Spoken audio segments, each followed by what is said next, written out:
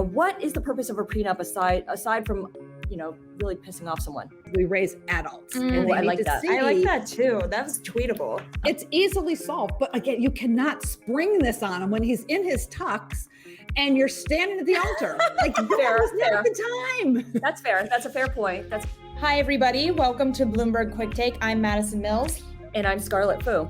Marcia, thank you so much for being here with us.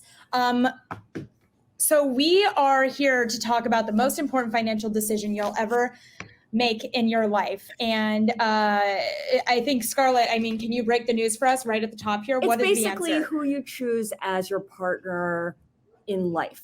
But it starts off as who you choose to be a partner with for now. And what's interesting is that both men and women have been quoted as saying this. Warren Buffett, for instance, has said this. Sheryl Sandberg of Facebook fame has said this as well. Researchers call this partner conscientiousness, because who you choose as your partner can predict future job satisfaction, your income, your trajectory of income, and the likelihood of even promotion in your job.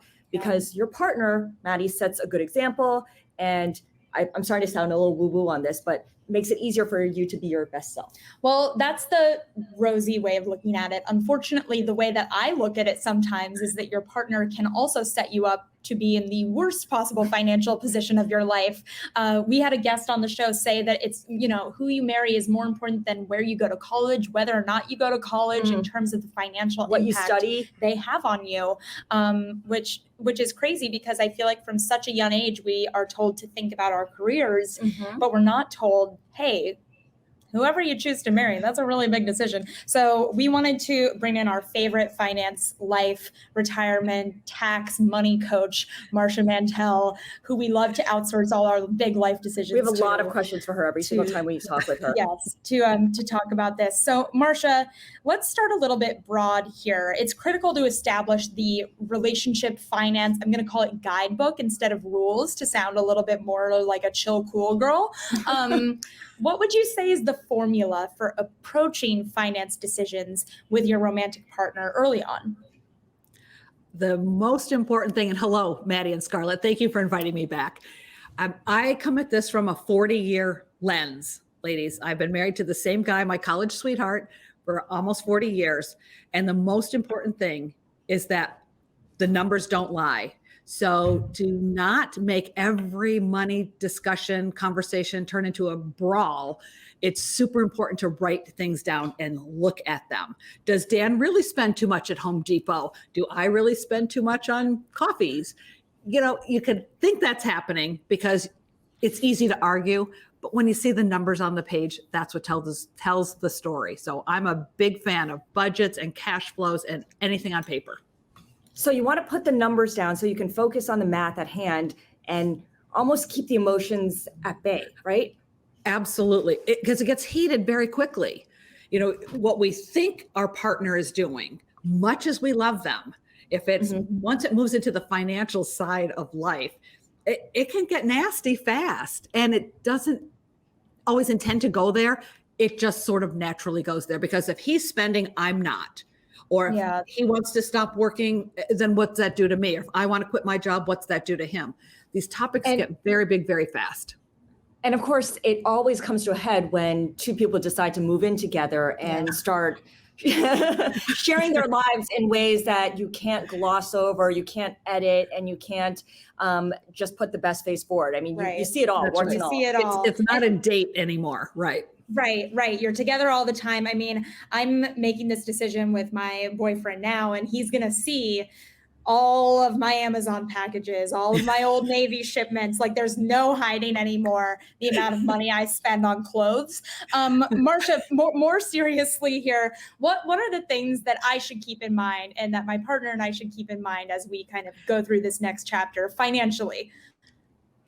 Yeah, thank you for making sure it's on the financial side. It is, it can be, it's interesting. My two girls are your age, Maddie, too. I've got two daughters who are in their mid to late 20s. And it's very interesting watching younger women who now have careers and money, and they've learned to start to control their finances and own it. This is so exciting for a boomer to see you young women doing this. But how do you then mesh it with another person? And so there are some keys I would like you to consider to keep in mind. The first is, why are you moving in together? It is not for the money. It's to build a life together, or to see if you can build a life together. So these relationships are and should be first and foremost about this life you're building together, and maybe eventually a family together, that you want to be together. That's great. That's the bottom line. That's the foundation. But now how do you start to mix the money together? And one of the best tips I have for younger people in your situation, or this could even be older people who are maybe now in a second marriage, you each come with a bucket of finances. One will likely have more finances than the other. One might have some debt, another might not. You keep your own lanes, like stay in your lane, but now you have to build a third lane. You need to have this. How do we run the household together financially? So I'm in favor of, you keep your stuff, Maddie, your boyfriend keeps his stuff, but now you collectively, or the duo of you, now sets up this third checking account and third savings account, and decide how you're going to split all the financials that run the household, not your clothes. If the clothes are important to you, you get your clothes budget. If his motorcycle's important to him, he keeps that. But he can't comment on the clothes budget. That's his lane. That's his lane. Yes. And you think third checking account over, I have a lot of friends who just do Venmo or something like that every month. No. Why doesn't that work? It's so easy. You got everything on the app. It tells you what you're transferring between each other. It does. And you can do that. But I'm thinking a little bit longer term, that at some point with every couple, someone's not going to have a job, whether it's by choice or not by choice. And then you're sort of stuck. And if you don't have this united and equal access to this pile of money that pays the rent, pays the mortgage, pays the electric bill, pays the technology, all these essential items, and you apportion the extra stuff. So let's say your boyfriend's making twice as much as you, Maddie. We'll go that direction first. Well, if one of the partners is making twice as much as the other, well, you can Venmo across. How do you set up that collective budget? And the two of you determine that, okay, we're going to split rent 50-50, electric, blah, blah, blah. These things will be 50-50. But, Charlie, you making twice as much as I am. So we need to now apportion things like vacations. What if, what percent should he kick in? Well, he should probably kick in twice as much as you. And this whole Venmo idea, I think it's great when it's splitting dinner amongst your friends, but when you are establishing a household and establishing household finances, you both need to be very, very clear who's putting in what and when, and you both have access to that bucket of money. Okay, that makes sense. And I mean, your example of, the boyfriend making twice as much as Maddie, let's reverse that. Because often these days, women are doing much better than they were 40 years ago, for instance, and they often out-earn their male partners. We know that they have more college degrees, or they tend to be better educated than men, and they do better in a lot of instances. So how does that change the dynamic as well? Yeah, that's a really interesting one, and one I grapple with my own daughters, because I have an electrical engineer who's on her way to get a PhD in neural engineering. Not your normal run-of-the-mill kind of girl, exactly. You raised icons, so I'm not surprised. Thank you. Yeah. Thank you so much. They inherit those smarts from their daddy, but I nurtured them along and out the door, right? And my little one is a computer scientist, so both in these power fields. And Maddie, you're in a power field in media. So it's going to be highly likely that you women out-earn the guy you love, the guy you end up falling in love with.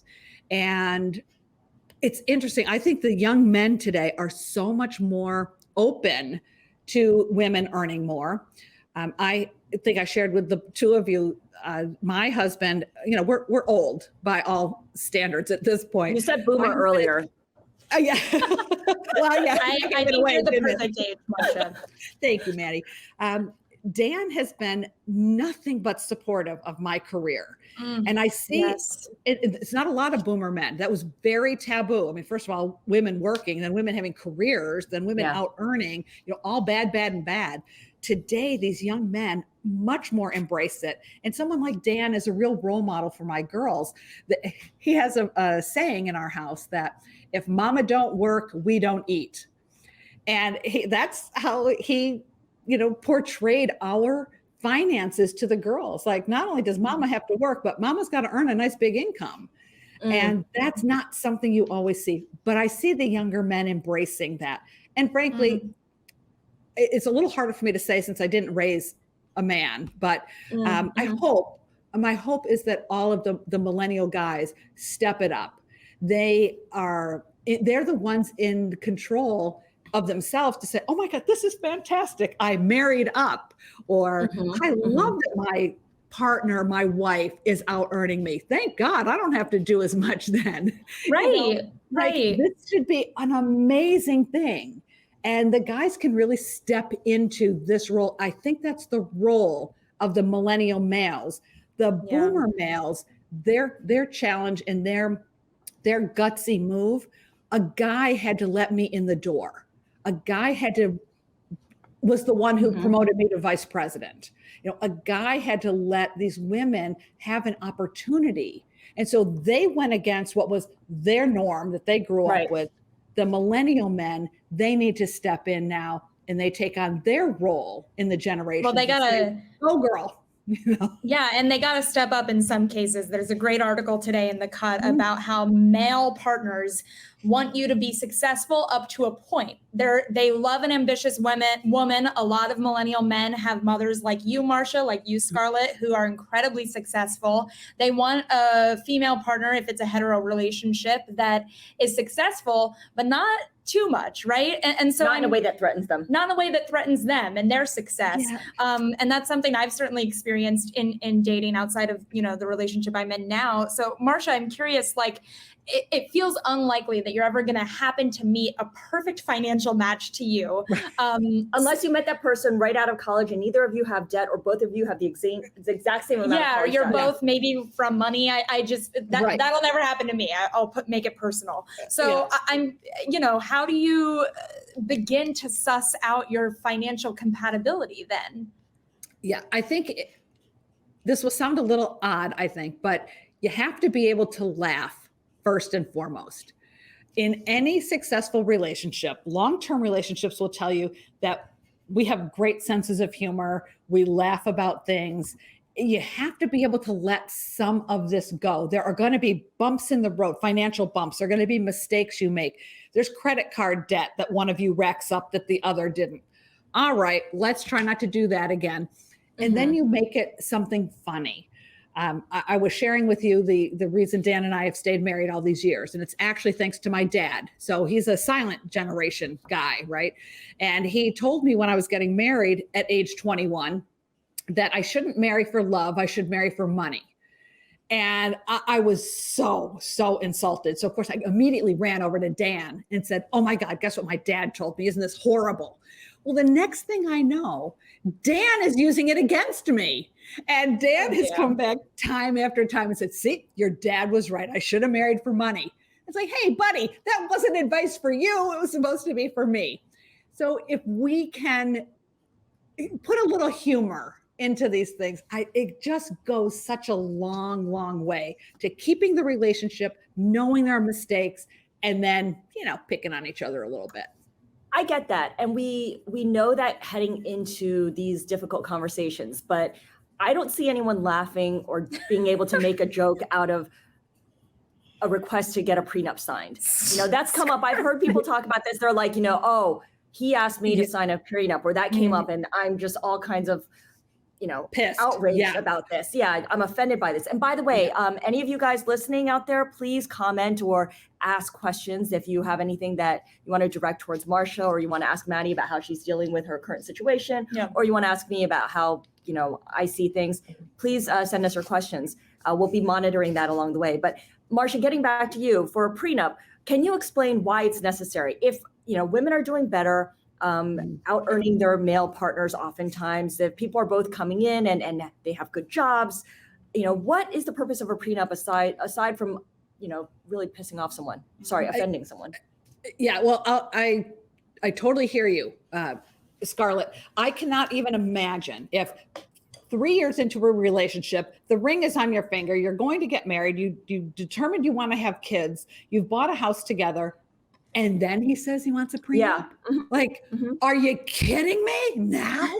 That's something, it's not first date material, but it's probably by date number 10. You think? Date number 10? I do. I think it has to be super early in the relationship. Marcia, I'm screaming at the top of my lungs. Marcia says date 10. Okay. So talking about prenup. Wow. Yeah. Oh, wait, no. You don't say prenup per se though, right? Say again? You don't use the word prenup on date 10. Like, how do you broach this? No, you could, but that's like asking, do you want to have kids? I mean, it's kind of at the same point you're discussing, because it's these levels of commitment. So let me back up for 1 second on your question. What is a prenup and why do you have it? So the prenup is a legal document that protects the assets that each person in the couple brings into the marriage. It could also put limitations, should there be a divorce later, on how much one party or the other can get from the other. But let's just focus on what the assets. And by the way, I'm not an attorney. So if you need or to have real discussions about prenups, if this is serious in whatever relationship, one is Full in, disclosure, right? Please see an attorney. But the general idea here is that, and Maddie, let's say you're coming into the marriage with marriage, because prenups don't happen if you're just moving in together. But at the marriage, you're coming in with, we're going to say $1 million, and Charlie, I'm going to call him Charlie, comes in with $500,000. You each come in with money, right? Well, what happens if the marriage doesn't last? What happens with the original monies that you bring into the marriage? You would like them to stay yours. But if you don't have a legal paper in place, 10 years later, when you get divorced, I'm not wishing this on you, but if a divorce should happen, all assets get divided on valuation 50-50, unless there's I thought that was only California. I thought that was only California with Hollywood actors and 10 years and everything. Well, they may be a community. Yeah, they could be a community property state. No, when you're getting a divorce, everyone has to list. You have to create a balance sheet. How much money is in every account? How much debt is there? How much is owed on the mortgage? Because you divide everything. There are times when it's not 50-50, but the general idea is you're going to split up this economic household that you had built. You get half, Maddie, Charlie gets half. Done. That's how it's approached. Even if I was the one who had the foresight at 22 to contribute to a 401k, this idiot gets half of it if we get divorced. Okay. Wait, her 401k has nothing to do with him whatsoever, though. That was earned because she worked there. There is no legal document to protect that money, Maddie. Once you're married, so the real situation when you're married, what's yours is his, what's his is yours. Again, a Danism. Dan always says, what's Marcia's is Marcia's, what's Dan is Marcia's. So, this is even if Maddie and Charlie decide to have the third account for running the household, they each have their own accounts. This still applies. Because now you have the whole financial side of marriage is all about building a financial household. There's the romantic side, the family side, all these other parts to marriage and partnership. But the financial side is all about commingling everything. You're drinking coffee there, the cream in the coffee. So there was coffee and then there was cream. As soon as you put the two together, you can't just take the cream. Okay, so it's all commingled. That would prompt a lot of people to say, you know what, I don't need to get married. I prefer if we just stay committed in a long-term relationship. We don't have this legal documentation saying that we have to split everything 50-50 afterwards. What's to stop you from just staying long-term partners and having a domestic partnership and being covered under each other's insurance through that? I'm going to answer the question not seriously first and then seriously. Think about the Hallmark Channel and the unbelievable empire By the way, it's my favorite channel besides Bloomberg.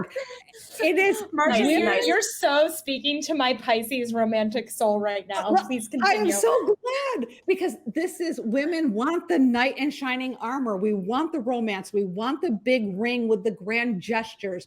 We are hardwired. There's a whole biological side to this that I'm not enough familiar with to speak about, but women are hardwired to be romantic, build families, have children, make sure our children survive. That's what our job is.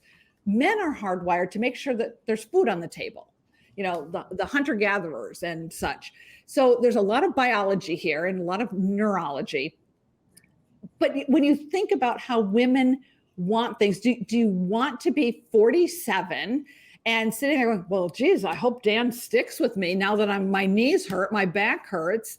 I've, gained 40 pounds since the last child. And oh my God, she's 25. You make more money than Dan. So Dan needs I make more money than Dan. Dan. So is that why Dan's staying with me? Oh my God, I hope so. It's very complicated, but relationships are complicated, but you're bringing everything together to build, including debt, by the way.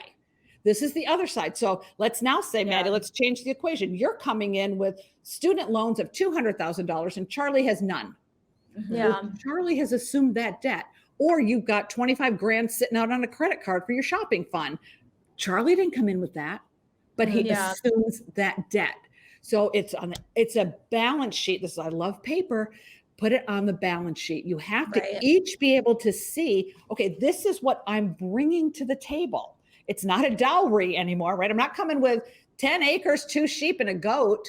Now you're coming with this financial picture that each of you brings. And you need to understand that marriage changes that. And you don't ever go into a marriage thinking you're going to get divorced. So No, of course not. Happy to bring it together. But then as you're saying this, I keep thinking of all the people out there who are probably saying, well, this is exactly why I don't want to get married, because I don't want his debt to become my debt. Like my this is the only time in my life I've always been very Hallmark Channel pro. And of course we should acknowledge relationships are complicated. Everyone has a different view of marriage. This is all like our personal opinions of what works for us. There's no judgment towards any type of relationship out there. But I've always thought I want to get married. Like that's the plan until we had this conversation. And when I started thinking about how hard I've worked to have a good 401k, I don't want to risk that on some man. Yeah. And therefore there needs to be some type of agreement. And so it's easily solved. But again, you cannot spring this on him when he's in his tux and you're standing at the altar. Like, fair. Not the time. That's fair. That's a fair point. Point. And although day 10 might be a little bit early too. Oh, see, there will be varying opinions on when does a couple, and part of it is how serious are you, how fast. So here, I'll go back to Dan again. Dan and I knew after 3 months of dating in college that we were going to get married. I was 18 years old. We obviously could not tell anybody at that time because they would think we're insane, and I maybe would have had a different path when my parents, put me in the dungeon.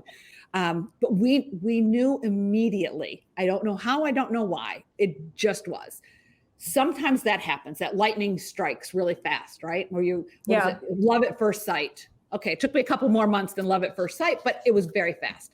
Others, the relationship builds over longer periods of time. So if it's a much more casual and it's a fun and hey, we're just going to go get a drink after work, or and they're kind of dates, but not really, maybe don't bring it up on number 10. But if you're already thinking, gosh, this guy, he's got some prospects. I mean, he's going to be more than something casual.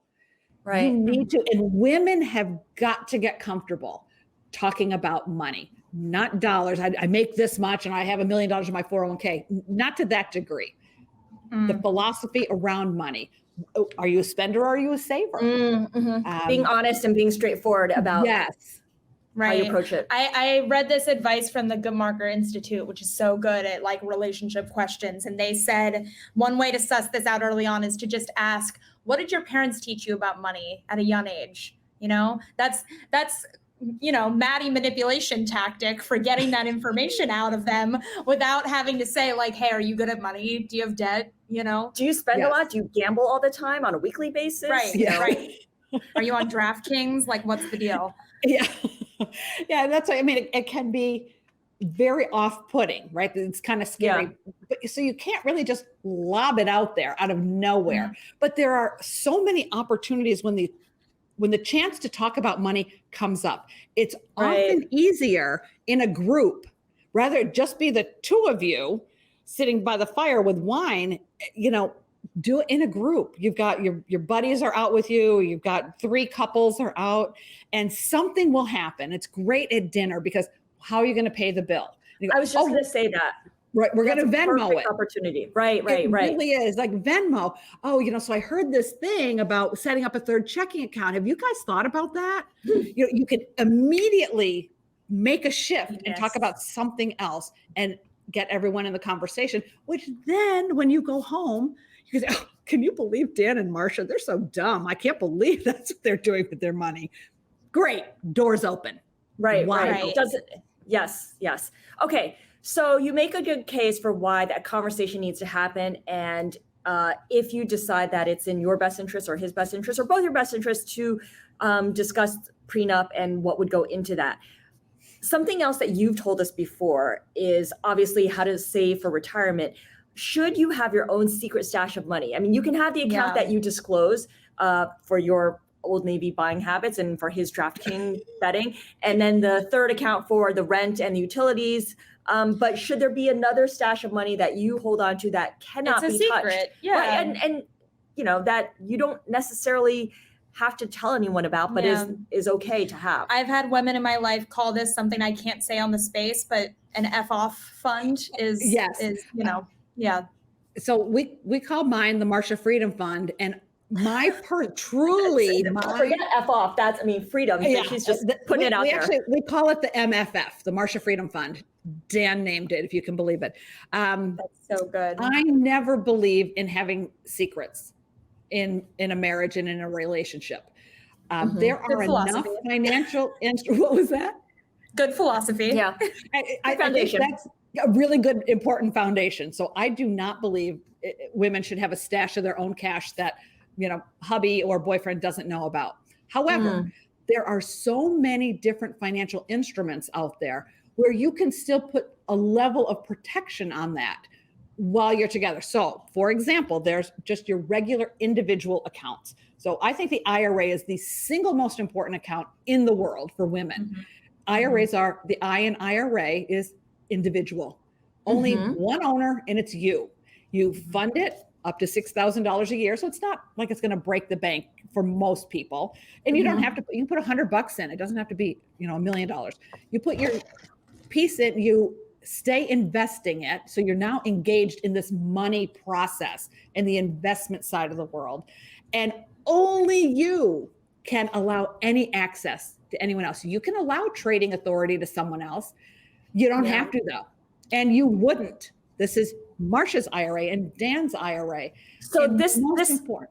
Oh, go ahead. This does not get mixed up with the whole thing. If there's a divorce and everything gets split, and that balance sheet that you're talking about. Scenario. Right. Well, there's 2 pieces to the answer. The first piece is it goes onto the balance sheet. It's disclosed as, let's say you've got $100,000 in an IRA on the Maddie side of the balance sheet. The $100,000 goes on that IRA. Now, if Charlie only has $10,000 in an IRA, they're unequal. So there's $110,000 between the 2 parties. The valuation will be split and made equal somehow. It might be that Maddie gets to keep her $100,000 because they agree, you know what?